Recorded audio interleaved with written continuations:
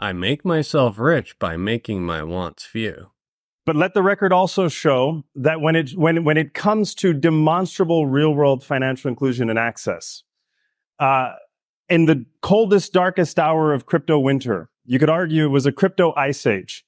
The United Nations, in responding to the humanitarian crisis in Ukraine, had a problem. And the problem was the physical banking infrastructure in the country might have been destroyed, and the people who needed it most, Ukrainian refugees, were displaced from the very types of things that you and I might take for granted that are the very basic precepts of getting access to banking and payments.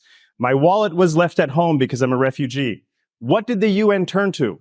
It turned to public blockchain infrastructure in the Stellar blockchain, and it turned to USDC as a trusted digital dollar to provide for real-time cash assistance at the speed, the necessity, and the instantaneity that is not possible if to be banked is strictly about brick and mortar. And so I think the premise here, it shouldn't necessarily be a motion about which one is better and which one is not, because one exists, one remains abstract. The motion should be, we are taking banking and going places where banking cannot merely by having a brick and mortar financial inclusion operation. The United States allowing Stellar to send US dollars to the Ukraine is kind of a big deal because when the sanctions happened, they listed a bunch of Ukrainian banks as well as Russian banks. They really tightened down in that whole area. So Stellar was only one of the few that had access. I've seen quite a few UN documents come out, and 3 of the blockchains that I've seen are XRP, XLM, and Celo. Before we move on, I'd like to acknowledge the sponsors of the show, Incogni. Incogni is a subscription service that contacts data brokerages and asks them to remove your personal data from their systems. With the rise of sophisticated AI like ChatGPT and DALL-E, data brokerages are continuously scanning the internet, even accessing deleted posts via cache files. This information is valuable to identity thieves who leverage it for fraud. For instance, Axiom, a major data brokerage, possessed over 190 million consumers' data. This often includes sensitive details like names, addresses, and partial social security numbers. Despite frequent data inaccuracies, as AI improves, so does data collection, raising the concern about identity theft. This is why I'm happy to work with Incogni. Incogni is a service that I want to use. By leveraging the privacy laws in your favor, you can sit back and let Incogni email data brokerages stating that you want removal of all data. By using my link, incogni.com/Darren, this allows you to get a special bonus, up to 60% off the annual plan. So protect your data and opt out. Identity theft is just one area that Incogni can help, so be sure to check out incogni.com/Darren.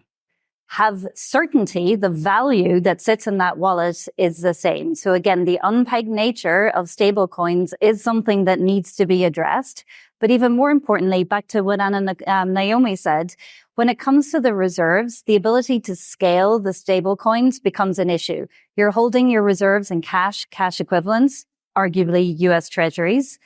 In the event of locking up the US Treasury market as you scale, even more importantly, when there is a risk factor, so there's a crisis of some sort, the only way that you can actually redeem out is to sell off those treasuries. That creates a problem in the Treasury market, which creates a problem in the US, which creates a potential contagion risk to the world. Oh. Carolyn Butler is the CEO of digital assets at BNY Mellon.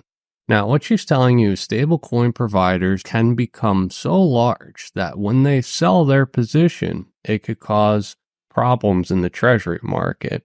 And that is systemic, meaning that if there is a big problem in the treasury market, the whole world is going to suffer from it. The Basel III proposals have obviously been in focus now for 6 months. It's obviously been a key focus at this conference. Pretty much every large bank that's presented has spent quite a lot of time talking about these.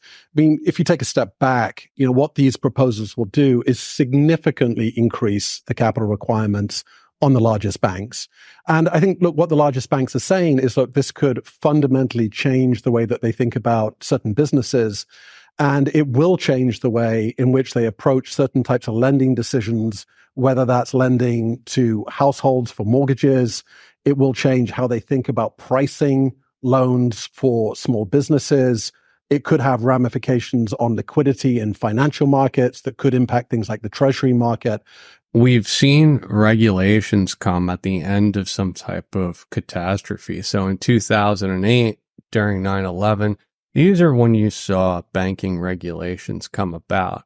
And right now, they're issuing more banking regulation. This is friction on the entire banking system. And if something goes wrong, well, in the treasury market, then they have an excuse to rewrite the laws. So look, these banks are really, I think, saying, look, holistically, these proposals are very far-reaching, and there hasn't been a cost-benefit analysis that's been done that really thinks through, look, what is the ultimate cost of these proposals relative to the benefit, which is that you will obviously have a safer banking system on the other side of it. The Bank of International Settlements is a bank that figures out the rules for all of the banks in the world. And right now, they're coming up with new rules that are being tested. And these new rules are considered to be extremely strict on the big banks. Their collateral requirements, so the big banks' collateral requirements are defined in these Basel III rules. And what that means is how many assets to how many liabilities that they need.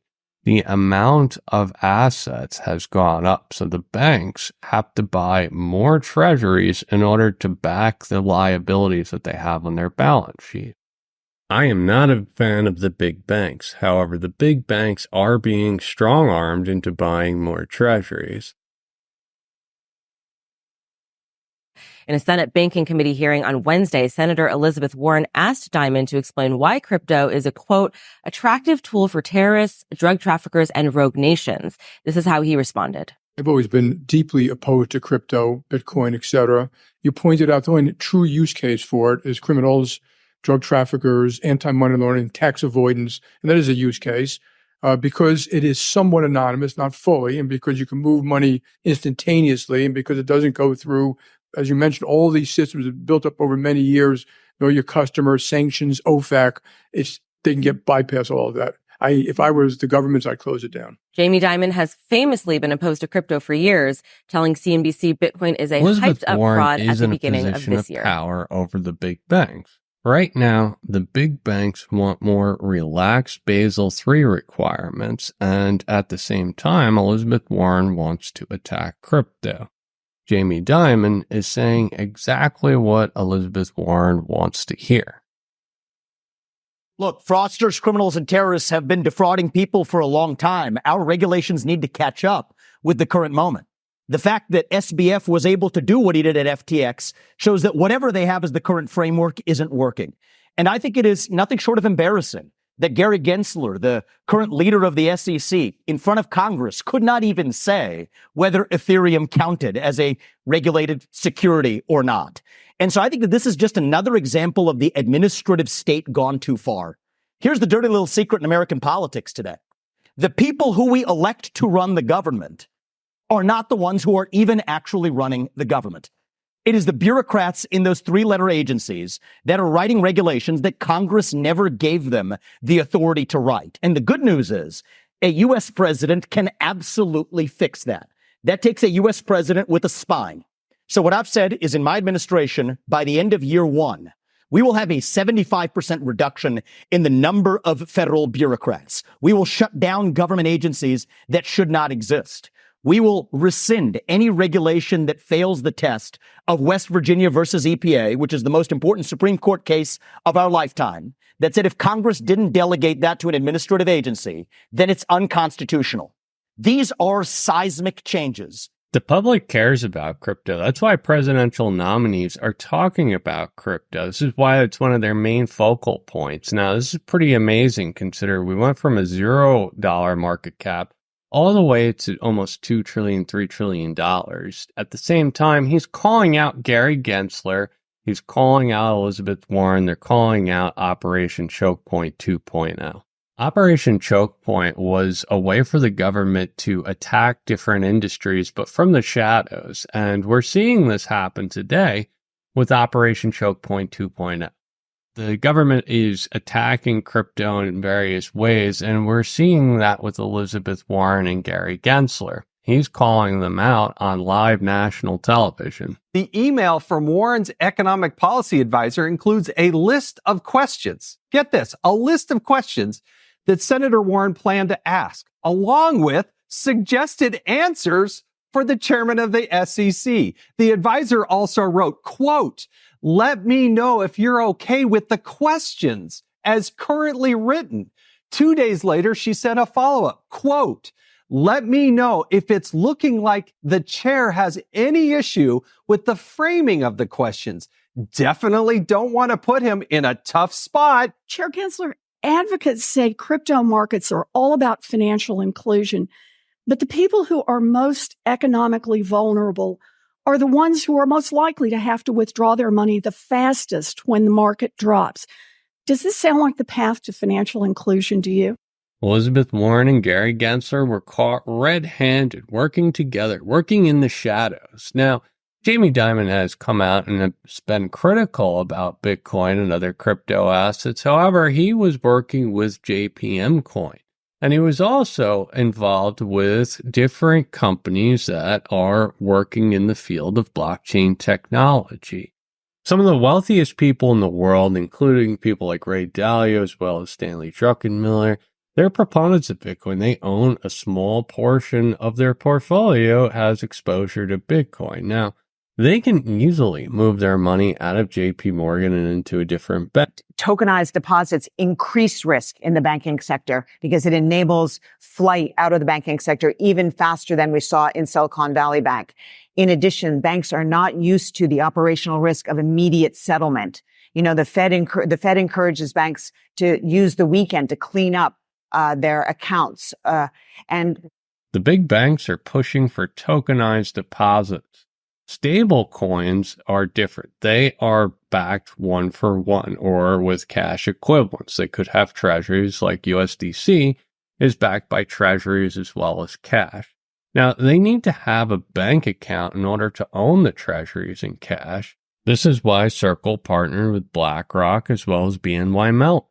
I log into my bank account and I see the account balance. I automatically assume that there's dollars in the bank for me. Well, that's not necessarily true. This system is extremely complex on the back end. It's IOUs upon IOUs, net settlement. And the big banks right now want to tokenize deposits. So the JP Morgan coin, the Citibank coins, these are not stable coins. A stable coin is 100% backed. A tokenized deposit follows the rules of the banking system. If the Fed gave access to the Fed window, the stablecoin providers would be directly competing with the big banks. Now, this is why I believe Jamie Dimon is just saying exactly what Elizabeth Warren wants to hear. It's a favor for a favor right in front of everyone. Every oak tree started out as a couple of nuts who stood their ground. Thanks, everyone. I hope you enjoyed the show. Please take a moment to like and subscribe. If you enjoy content like this, please consider joining my Patreon or my Ghost site.